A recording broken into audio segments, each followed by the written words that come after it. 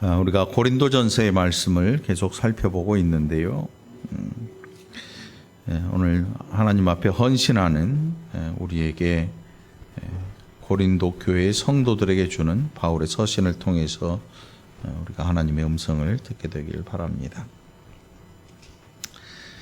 고린도 교회 성도들은 아직까지도 믿음이 연약한 그런 부류들이 많이 있었습니다. 그래서 3장 3절에서 바울이 뭐라고 하냐면, 너희는 아직도 육신에 속한 자로다. 너희 가운데 시기와 분쟁이 있으니 어찌 육신에 속하여 사람을 따라 행함이 아니리요. 바울이 어려운 말로 그들에게 이야기한 게 아니고, 3장 2절에 보면 저주로 먹이고 밥으로 하지 아니하였다. 아직 믿음이 연약한 것을 바울도 알고 있었습니다. 그러나 그 모습을 삶의 모습에서 연약함이 드러날 뿐만이 아니고 전혀 변화되지 못한, 오히려 더 강팍해진 모습을 보고 바울이 육신에 속하여 사람을 따라 행하는 것이 아니냐라고 이야기를 합니다. 그 내용이 뭐냐면 파를 나뉘었습니다. 파가 나는 아볼로다. 아볼로에 속한 파다. 나는 바울에게 속한 파다. 그 이유가 우리가 1장에서 보면 나는 아볼로에게 세례를 받았고, 나는 바울에게 세례를 받았고, 나는 베드로에게 세례를 받았고, 나는 그리스도에 속한 자다. 이렇게 계속해서 사람을 편을 가르고 나누는 일을 행했습니다. 그것에 대해서 이 사도 바울이 그런즉 아볼로는 무엇이고 바울은 무엇이냐, 이렇게 이야기를 합니다. 그들은 각각 주께서 각각 주신 대로 너희로 하여금 믿게 한 사역자들일 뿐이다. 그들은 그리스도가 아니라는 거지요. 우리가 사는 동안에는 사실 좋아하는 사람도 있고 좀 싫어하는 사람도 있을 수 있습니다. 그런데 중요한 것은 그것이 교회 안에서 그런 일들이 생겨나면서 내가 좋아하는 사람의 편을 더 많이 들어주고 싫어하는 사람들을 배척함으로써 사람들이 패가 나뉘어지는 것, 이게 굉장히 심각한 일입니다. 이게 교회라고 하는 곳에 대해서 우리가 생각을 늘 해야 되는데, 교회라고 하는 교회가 뭐냐? 하나님의 집이라는 사실. 여러분, 집에 들어갔는데 남편파, 아내파, 자식파, 파가 갈려서 이 세 팀이 서로 막 격렬하게 싸우고 다투고, 거기 시어머니, 친정어머니, 시아버지, 친정아버지 파가 막 갈려가지고 만날 때마다 싸우고 지지고 볶고 한다면 그거 굉장히 힘들고 만나는 자체가 스트레스 받는 일이죠. 얼마나 괴롭겠어요? 한번 생각을 해보세요. 그럼 나는 누구에게 설 것이냐를 또 생각하게 될 거고, 굉장히 힘들고 어려운 일이겠지요. 고린도 교회가 그랬습니다. 고린도 교회 성도들에게 바울이 말씀을 많이 전했지만 그들은 참 더디게 잘합니다. 더디게 잘해요. 엄청 더딥니다. 그리고 고린도 교회에 대하여 바울이 호소할 정도로, 왜 그렇게 변하지 않느냐 너희는, 호소할 정도로 고린도 교회 성도들은 변하지 않았습니다. 끝까지 나는 아볼로파다, 나는 바울파다. 도대체 아볼로는 누구고 바울은 누구냐, 그들이 무엇을 했길래 너희가 그렇게 이 편이 나뉘어서 다투고 싸우느냐. 그냥 파만 갈라진 게 아니고 이 사람이 패가 갈린다고 하는 것은 다툼이 일어난다는 이야기예요. 그들은 주께서 각각 주신 대로 너희로 하여금 믿게 한 사역자들이다. 여기 사역자가 뭐냐면 한마디로 말해서 일꾼. 그 당시의 일꾼은 노예 상태에 있는 사람이 많았지요. 근데 노예와 같이 주인의 명령을 따라서 다 행할 수 있는 사람을 우리가 일꾼이라고 불리겠군요. 그렇다고 해서 무시받을 만한 존재들은 아니었지요. 어떤 분은 제가 교회에 일꾼이 필요합니다. 그러면 기분 나빠해요. 나 왜 일꾼이냐고. 나 성도인데. 성도는 일꾼인 거예요. 목사의 일꾼도 아니고 하나님의 일꾼인 줄 믿으시기 바랍니다. 하나님의 일을 하는 하나님의 일꾼인 거예요. 주인에게 속해 있는, 하나님이 주인인 집안에 하나님의 집에 속한 권속들로 하나님의 일을 하는 일꾼이 되는 거예요. 우리 모두가. 기분 나빠할 필요가 없어요. 저도 일꾼 중에 하나고 여러분도 일꾼 중에 한 분이고. 바울이 뭐라고 하냐면 나는 심었다. 그리고 아볼로는 물을 주었다. 그런데 중요한 것은 자라나야 되지 않겠느냐. 그 자라나게 하신 이가 누군가 하면 하나님이시다. 이게 참 농사를 지면 은혜를 많이 받아요. 그걸 통해서 눈에 보여지거든요. 정성스럽게 키웠는데 돌아서는 죽어버려요. 희한해요. 밤에 새가 쪼았는지 뭔 일이 생겼는지 벌레가 갉아먹었는지. 그래서 성경에 보면 요나가 그 보냄을 받은 성문 앞에 앉아가지고 먼 발치에서 있는데 햇볕이 엄청 뜨겁잖아요. 근데 갑자기 막 방넝쿨이 밑에서 터지듯 올라와요. 터지듯 올라와. 막 올라와서 머리를 가려주니까 햇볕이 따갑게 쬐는데 시원해진 거지요. 그런데 벌레가 한 마리 오더니 사각사각 갉아먹다가 홀랑 시들어버렸어요. 성질이 얼마나 납니까? 자라게 하시는 이가 하나님이라는 뜻은 뭐냐면 우리가 수고한 것을 먹을 수 있게 해주신 이가 하나님이라는 거예요. 우리가 심은 것이 열매를 맺도록 지켜 보호하시는 분이 하나님이라는 거예요. 여러분 죽어라고 고생해서 10원 한 푼 못 받고 쫓겨난 사람들도 태반입니다. 죽어라고 벌어서 집을 산다고 샀는데 갑자기 엉뚱한 데서 사고가 터져요. 막 안 보이던 이 집에 대한 소송이 막 걸리고 요즘 그런 일들이 굉장히 많은가 봐요. 야, 이제 월세에서 전세로 올라갔다 생각했는데 집주인이 다 갖고 튀어버렸어요. 먹튀한 거죠. 사람 일은 내 뜻대로 되는 게 하나도 없습니다. 그래서 옛말에 그런 말이 있죠. 아유, 살만한데 가셨네. 네? 기껏 고생해서 돈 많이 벌어서 이제 먹고 살만한데 돌아가셔버려요. 살만한데 가셨네. 그런 일들이 참 많았습니다. 이 사람 뜻대로 사람 인생이 사라지질 않아요. 그래서 아볼로는 물을 주었고 나는 심었고 아볼로는 물을 주었는데 자라나게 하신 이가 누구냐 하면 하나님이시다.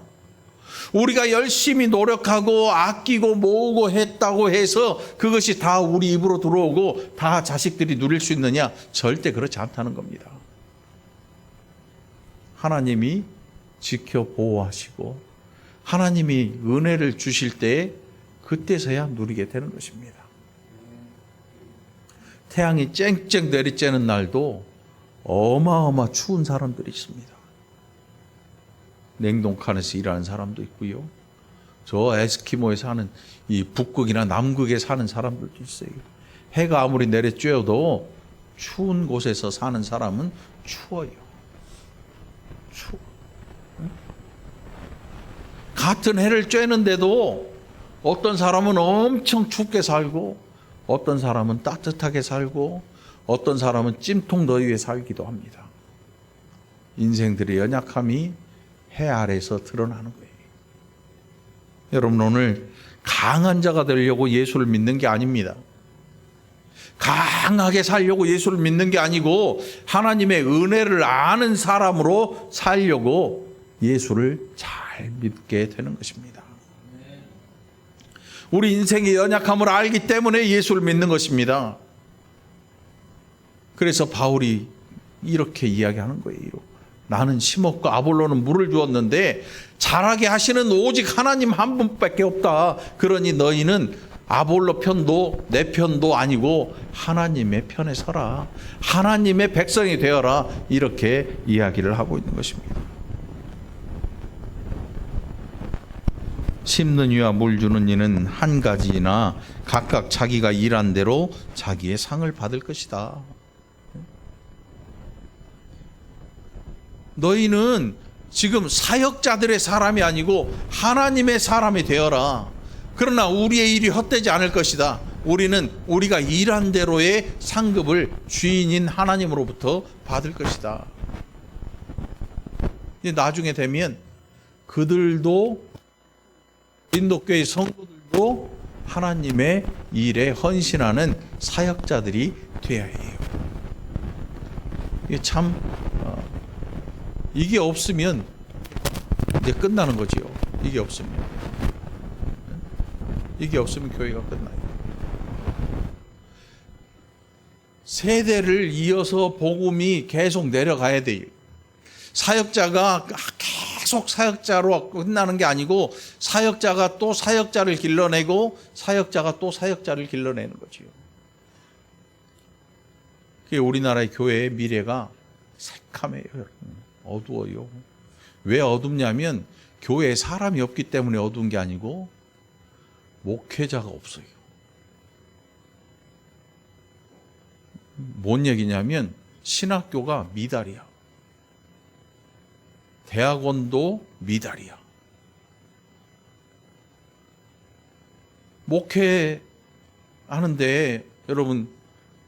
여러분이 알고 있는 부교역자라고 하지요. 전도사님이나 부목사님이나 없어. 사람을 수소문해서 찾다 찾아오면 담임 목사보다 사례를 더 많이 받아.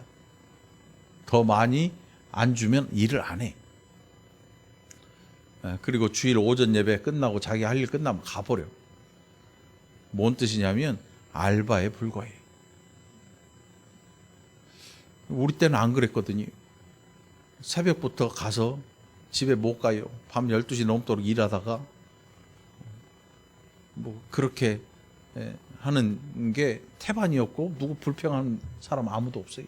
근데 지금은 빨간 날은 아예 안 나와. 주일날 안 쉬는 게 천만다행이지. 주일 빨갛잖아. 주일날 와서 자기 일 끝나면 가버려. 뭐라 그러면 안 나와버려. 알바. 그러니 이 나라의 교회가 암담한 거예요. 교회 후임자도 없어요. 옛날 같으면 목사님이 후임자를 물색해가지고 당신 나 이후에 우리 교회에 와서 목회를 계속 이어주시오 이렇게 하는데 없어. 목회를 뒤이어 물려서 할 사람이 없어. 문 닫는 교회들이 점점 늘어나죠. 우리 교회는 어떨 것 같아요? 거의 비슷해요. 거의 비슷해. 네?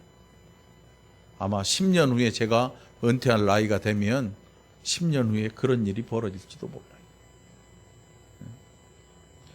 그게 중요한 게 아니죠. 자, 이제 하나님이 잘하게 하시는데 자라나서 어떤 사람이 될 거냐? 어떤 성도가 될 거냐? 아이가 자라났는데 아직도 더하기 빼기를 하고 있어. 물론 지적 장애가 있는 분들도 있고 하지만 그게 아닌 정상인데 아직도 더하기 빼기 하는데 손가락으로 하는 거야. 20몇 살 먹고 막 그러는데 그 정도면 심각한 거지요. 애가 몸만 컸는데 도무지 뭔가 하려고 들지도 않고 도무지 뭔가 꿈도 없고 자기가 하고 싶은 일이 뭔지도 생각 관심도 없고. 요즘 젊은이들 특징이 뭐냐면 꿈이 없대.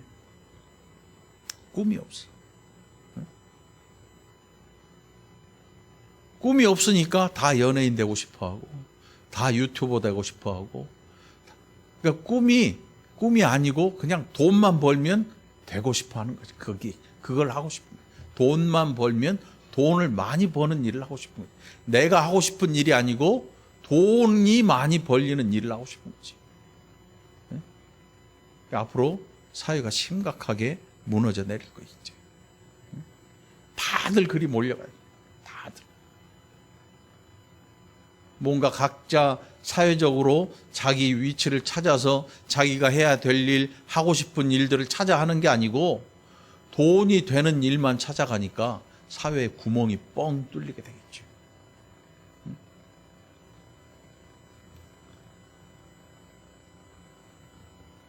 바울이 우리에게 뭐라고 하냐면 우리는 하나님의 동역자들이요. 바울과 아볼로에 관한 얘기, 사역자들, 동역자들이다. 동역자가 뭐냐면 하나님과 함께 일을 하는 거죠. 그런데 너희는 누구냐? 너희는 하나님의 밭이요 하나님의 집이다. 하나님의 밭. 여러분 무슨 생각 납니까? 밭에 아무것도 안 심어. 내버려 둬버려. 그러면 죽은 땅 그냥 폐허가 되는 거죠. 하나님의 밭이니까 하나님이 심으시는 거예요. 하나님이 심고 하나님이 물을 주시고 사역자들을 통해서 그 일을 하시고 이제 자라나게 하시는 이가 하나님이셔서 하나님의 밭에서 하나님께서 기대하는 열매가 있는 거예요. 하나님이 기대하시는 열매가. 그리고 너희는 하나님의 집이다. 하나님의 집이 있는데 그 가장이 누구냐면 하나님이신 거죠.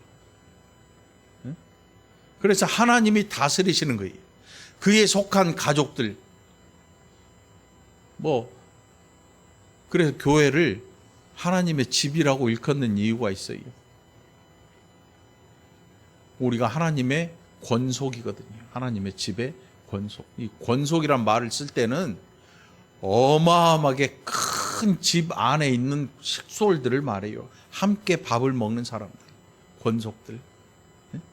하나님께서 우리를 부르셔서 하나님의 집의 가족으로 하나님이 우리를 부르셔서 하나님의 집에 있게 하시는 거지요.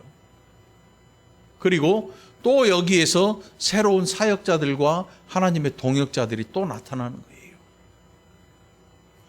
이렇게 해서 신앙이 물림을 받고 또 하나님의 교회가 부흥을 하고 유지가 되고 해야 되는데 이 시대는 이제 이게 거의 끝나가고 있어요. 거의 끝나가고 있죠.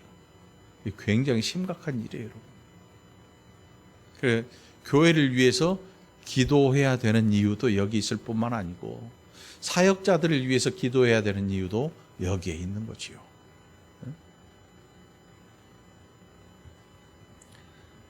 내게 주신 하나님의 은혜를 따라 내가 지혜로운 건축자와 같이 터를 닦아두매 다른 이가 그 위에 세우나 그러나 각각 어떻게 그 위에 세울까를 조심할지니라.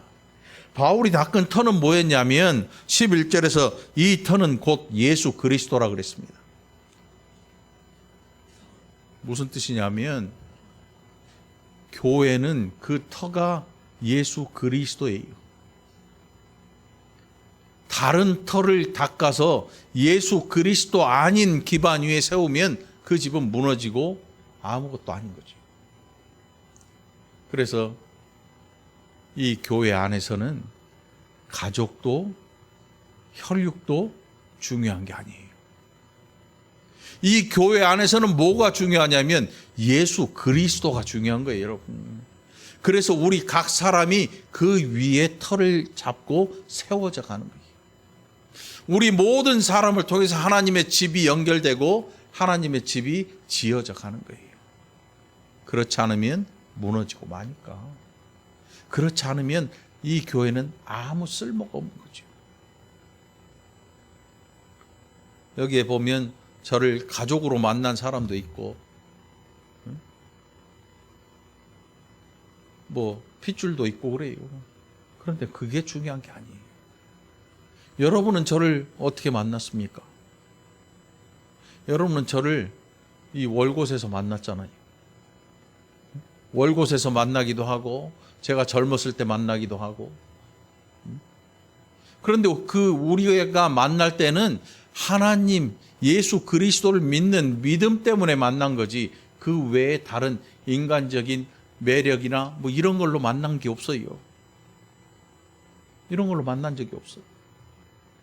그래서 여러분들 이 교회 안에서는 정말 주의할 필요가 있는 거예요. 우리의 관계에서 예수가 사라져버리면 아무것도 없어요.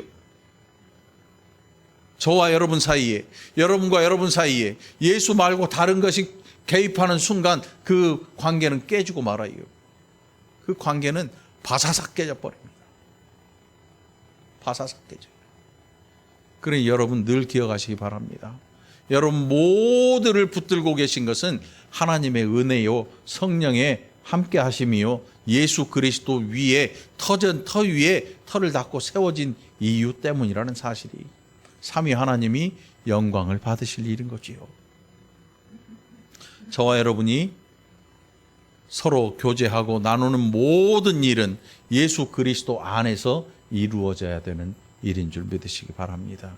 그래서 우리의 관계가 모든 사람의 관계가 거룩하게 변화되어야 하는 이유인 것입니다. 아직도 어떤 분들은 우리 교회는 그런 분들이 없지만 세상 이 다른 교회 가보면 세상에서의 관계를 그대로 갖고 와요. 세상에서 밖에서 옛날 알던 그 관계를 그대로 가져와서 이 관계로 교회 생활을 해요. 그러니까 찌그락짜그락 문제가 생기고 난리가 나는 거지요. 심각한 거예요. 심각해.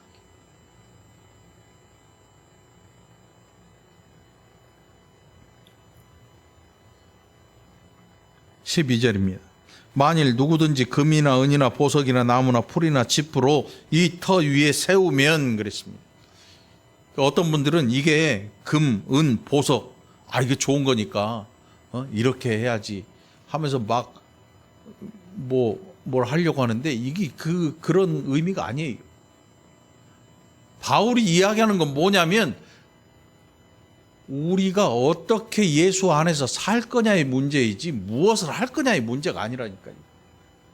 우리의 한계는 뭐냐면 내가 무엇을 해야 되나 이걸 생각하는데 무엇을 해야 되나의 문제가 아니고 어떻게 살아야 할 것인가의 문제를 생각을 해야 돼요.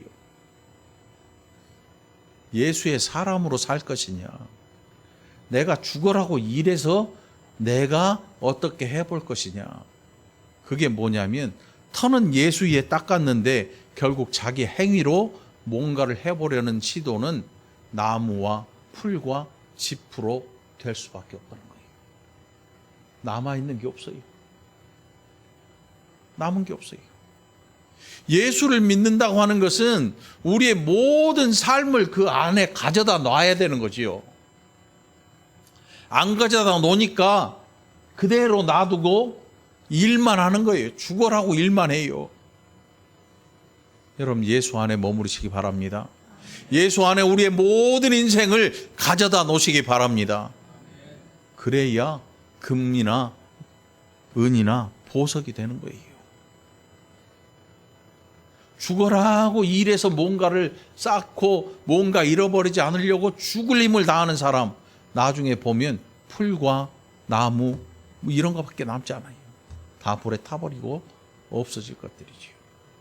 우리가 결국 타지 않을 게 뭐냐면 그리스도를 믿는 믿음 외에 모두가 불타 없어질 거예요.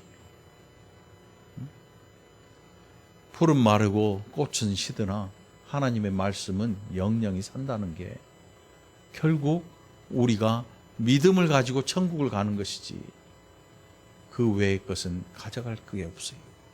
예수 잘 믿으시기 바랍니다. 그 안에 머무르시기 바랍니다.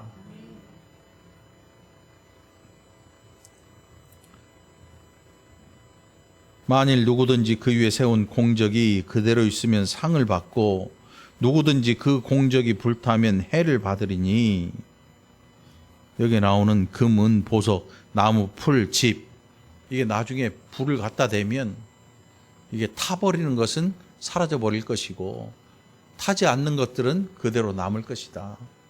그것을 통해서 너희가 하나님의 상급을 받게 될 것이다. 이게 비유예요, 비유. 비유를 한 거예요. 그러니까 여러분, 예수 안에 머문다고 하는 것은 예수 안에서 우리의 삶을 다 가져다 놓고 살아가는 거예요. 그게 저와 여러분의 일이 되어야 하는 거죠. 여러분, 좋은 하나님의 사람 되시기 바랍니다. 그래서 그 공적이 불타면 해를 받으리니 그러나 자신은 구원을 받되 불 가운데서 받은 것 같으리라. 이 부끄러운 구원이거든요. 불 가운데요.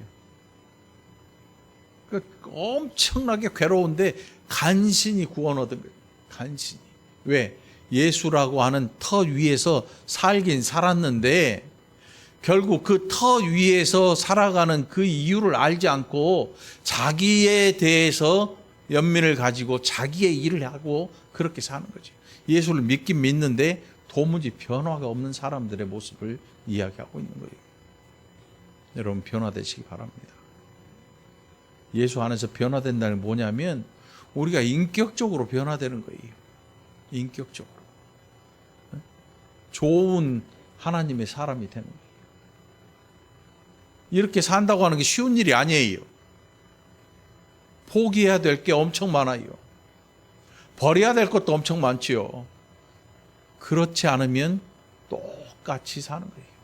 예수를 믿기 전이나 믿은 후나 똑같이 사는 거죠. 굉장히 힘들고 어려운 일이에요. 그러나 여러분, 포기할 줄 아는 성도들, 버릴 줄 아는 성도들 되시길 바랍니다. 그것이 예수 안에 머무를 수 있는 방법인 것입니다. 버리지 않으면 머무를 수 없고 포기하지 않으면 갈 수도 없는 자리. 다 버리고 포기하면 하나님이 다시 채워주십니다. 그것이 여러분의 것입니다. 저와 여러분이 이 귀한 하나님의 집에 하나님의 권속 되시기를 간절히 축원합니다. 기도합시다. 하나님 아버지, 감사합니다. 이 시간도 하나님 앞에 헌신하며 이 한 해를 또 맞이하는 사랑하는 모든 권속들 마음속에 우리 하나님의 집의 권속이 바로 우리이고 바로 나임을 늘 기억하여 알게 하여 주옵소서. 예수 그리스도의 터전 위에 우리가 이제 새로운 집을 세우고 우리의 모든 일들이 믿음으로 이루어지는 은혜의 역사가 있게 인도하여 주시옵소서. 사랑하는 성도들, 세상 바라보지 아니하고 세상 방법 가져오지 아니하고 하나님의 방법을 기다리고 또 인내할 줄 아는 복된 자들 되게 하여 주시옵소서. 감사드리옵고 예수님 이름으로 간절히 기도합나이다. 아멘.